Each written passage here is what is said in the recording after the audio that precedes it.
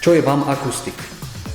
VAM akustik je zvýšená verzia VAM oťahu, kde pri namontovaní VAM akustiku je navyše funkcia ochrany kabíny, ochrany batožiny. To znamená, že má funkcie ako je proti odtiahnutiu, natiahnutiu, nakladaniu, nakláňaniu, krádež kolies, lámaniu do motorovej časti, kabinovej, batožinovej časti. Čím je akustik výnimočný? Akustik je výnimočný, aby po 25-sekundovom intervale ovládal akustik VAM R1.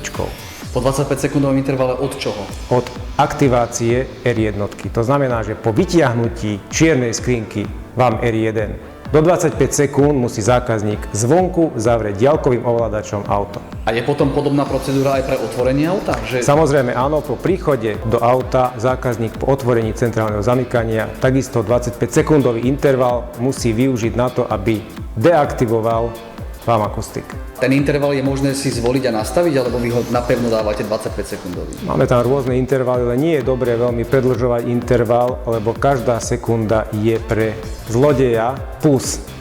A keďže sa volá akustik, tak ja predpokladám, že on nejakým spôsobom dáva akusticky vedieť okoliu, že niečo nie je v poriadku. Pravda? Tak, dvojklaksonom plus ďalkovým svetlom opticky. No a čo ho aktivuje? Ako sa ten systém aktivuje, okrem tých 25 sekúnd nedodržania? Systém spustí aj originálny kľúč, aj načítaná frekvencia, aj zásah odtiahnutia, nakladania, hýbania s autom, skákanie po aute, krádež kolesa, násilné vniknutie do motorovej časti, takisto do kabinovej časti.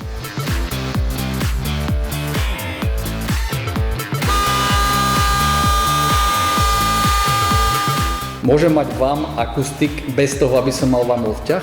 Áno, VAM akustik je ďalší nadstavbový systém k R1.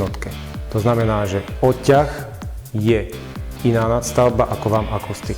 Prečo by som mal chcieť VAM akustik, pokiaľ v mojom vozidle už používam klasický systém? Každý jeden alarm, či už fabrický, domontovávaný alebo akýkoľvek iný, je takisto naviazaný na centrálne zamykanie, na CAN bus systém. Ktokoľvek, kto ovláda tieto frekvencie, kto má originálny kľúč, vie cez frekvenciu deaktivovať alarmy.